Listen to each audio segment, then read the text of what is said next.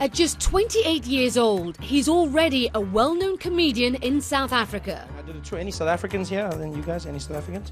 Oh, look at you. Very good. Within a few years, he's become a major contender, headlining and selling out large theatres in Johannesburg. He's also a hit on the international stage as the first African comedian to perform on The Tonight Show. Oh, yeah, brother, where you from? Oh, I'm from South Africa. Oh, what's your name? Trevor. His mixed-race heritage defines his humour, tackling stereotypes head-on. Something he hopes will resonate with audiences across the world. Holy man, this is crazy, man. Are you kidding me? This week on African Voices, we meet Trevor Noah. Yay, go both teams. Yay.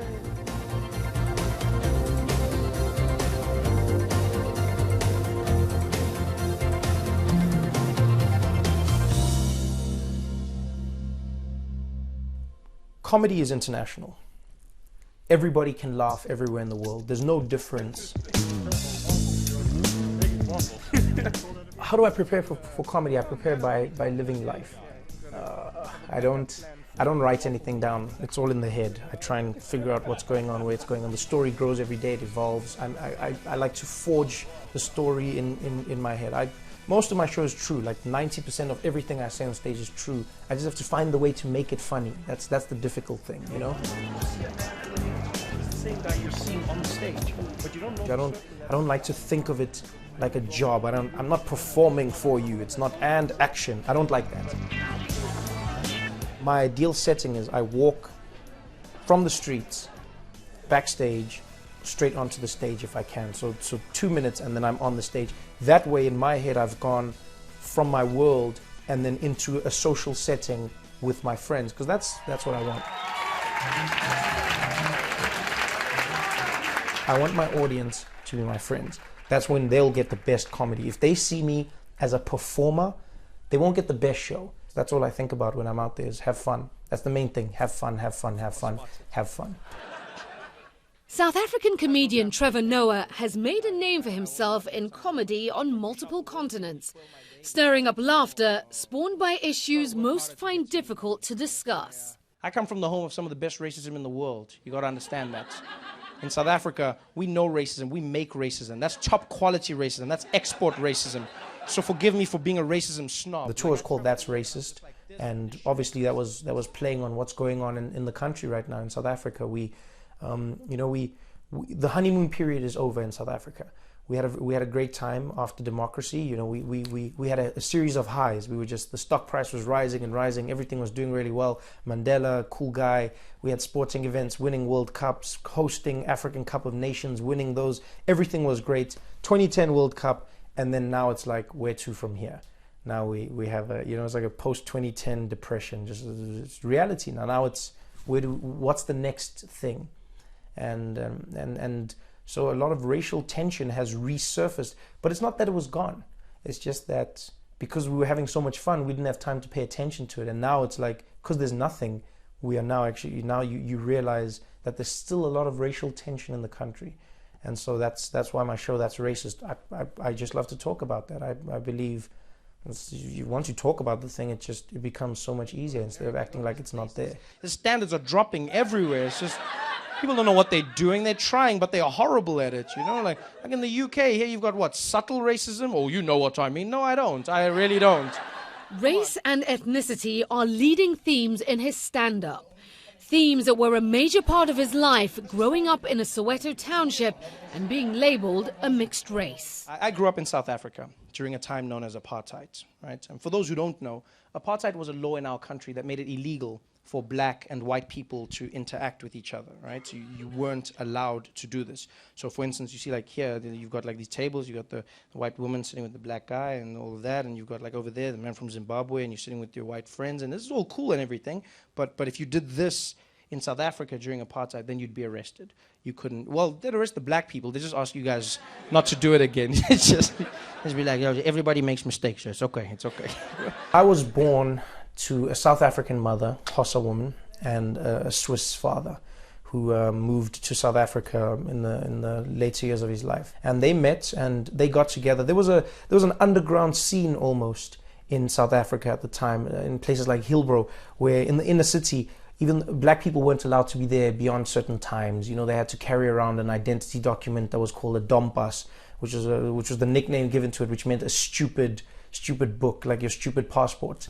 And so there were people who circumvented this. There were people breaking the law, you know, like an underground movement.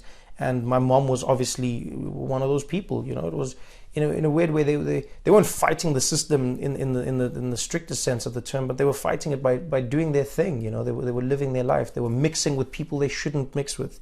And so my parents met, got together, had me, which was against the law. So I was born a crime, which is how we've lived. You know, to the point where on my birth certificate they couldn't even label what race I was. I think they wrote Swazi on my birth certificate because when my mom gave birth, she couldn't say that the father was a white man, because then obviously now that would get everybody into trouble. So they labeled it as Swazi because there's lighter skinned people. Apparently, I still don't know how this happened. So I have Swazi on my birth certificate.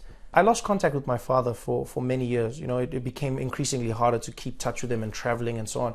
But later on in life, we regained contact, and now we learning each other again and having a great time. And you know, and he enjoys the fact that I'm speaking a bit of German. He's impressed by it. You know, he still mocks me because I'm horrible, but we're doing okay.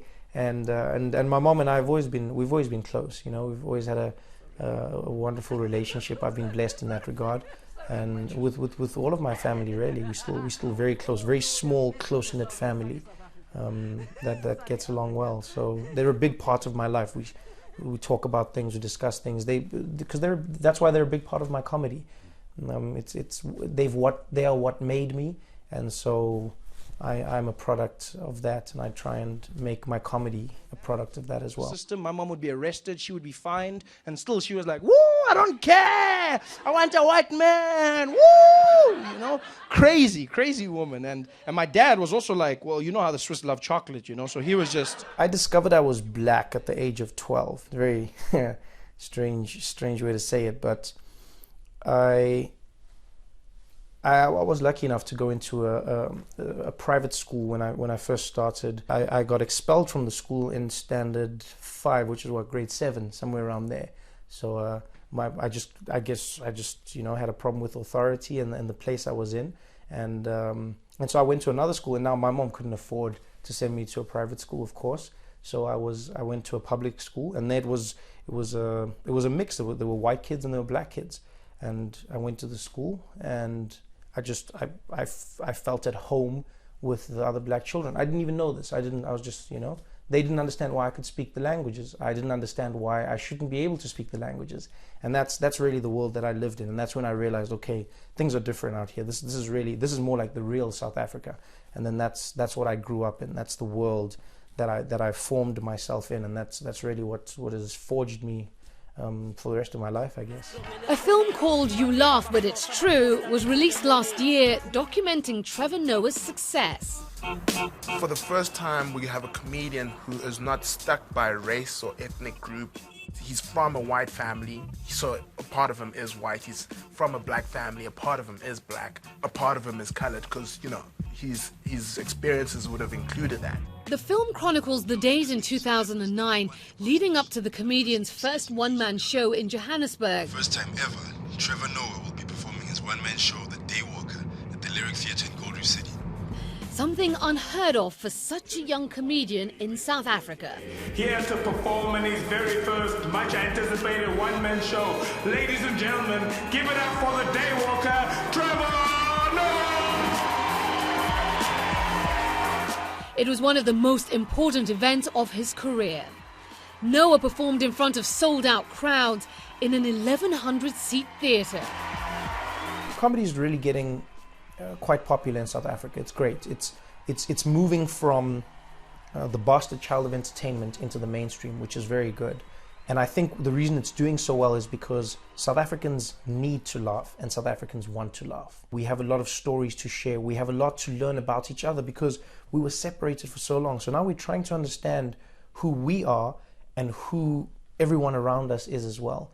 And so comedy is a great tool for that, because if you laugh with people, you start to understand that you share more with them than you thought you did initially, and you learn about them as well. And we talk about the corruption, we talk about, you know, the everything that's happened, the backdoor deals, the president with multiple wives, overspending, corruption, everything that's going on, we can speak about, and there's no repercussions to that, and that's a fantastic thing. So for me, we live in a wonderful, that's a great democracy to be a part of. That's a good world for a comedian. And that's because of Nelson Mandela. He came out of prison. People were like, is he going to kill the white people? And he said, all the white people.